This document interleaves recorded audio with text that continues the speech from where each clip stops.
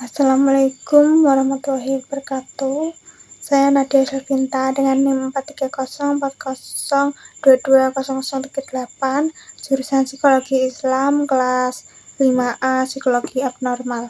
Nah, di sini saya akan menjelaskan mengenai materi adiksi internet.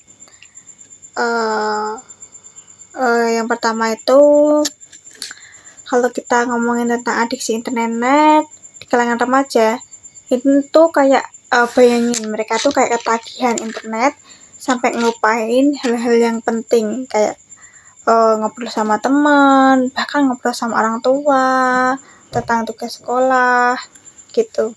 Nah, jadi adiksi internet itu kayak kita tuh susah banget ngontrol diri buat lepas dari yang namanya internet. Mereka bisa kecanduan media sosial, game online, sama mereka tuh sering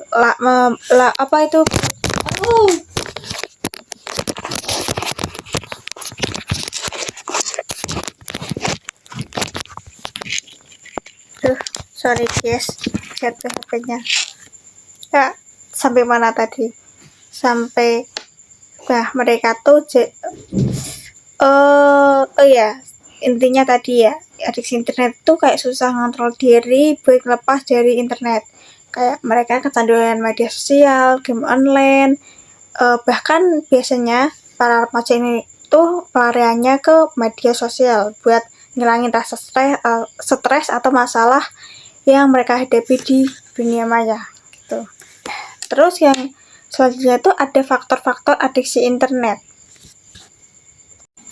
Baik, selanjutnya itu tadi ada faktor-faktor yang bikin mereka gampang ketagihan internet. Yang pertama itu adanya faktor internal. Nah, faktor internal tuh kayak kalau mereka tuh merasa kesepian, punya harga diri rendah, atau kurang jago ngobrol sama orang, itu yang bikin mereka menjadi kecanduan internet.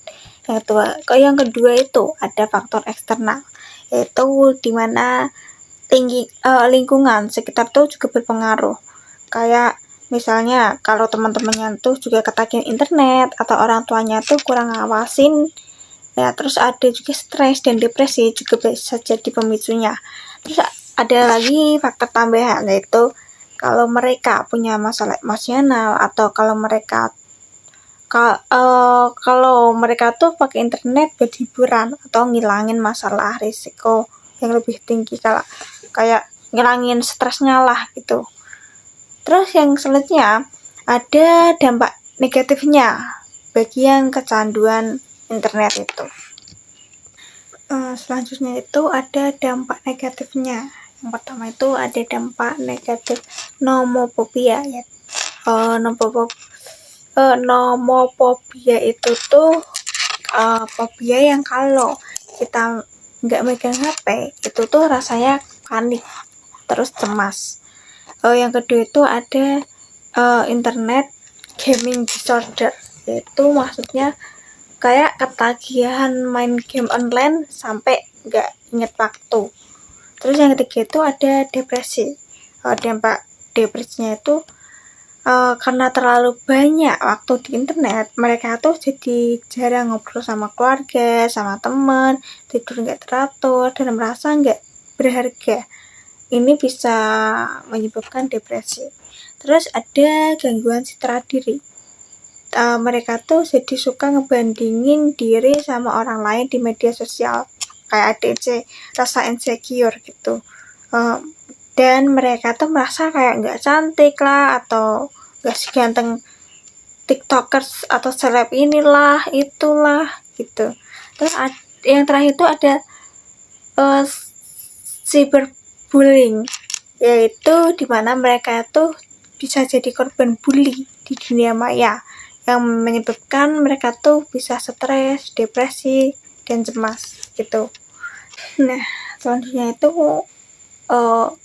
ada gimana sih cara ngatasinya kalau remaja itu mengalami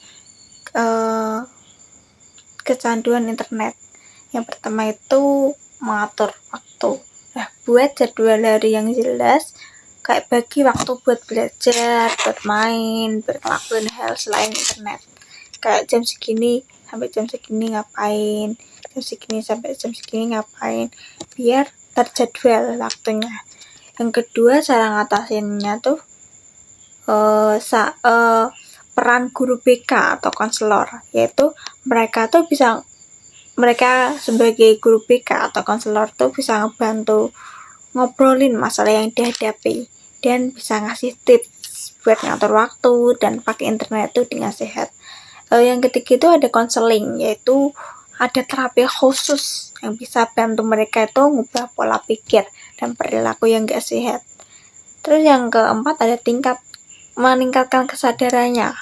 Ajarin mereka itu tentang dampak positif dan negatif internet dan dorong mereka tuh ngelakuin hal-hal yang lebih produktif, kayak kegiatan hobi, misal bikin hobi main sepak bola atau badminton atau yang lain yang bisa bikin mereka tuh produktif.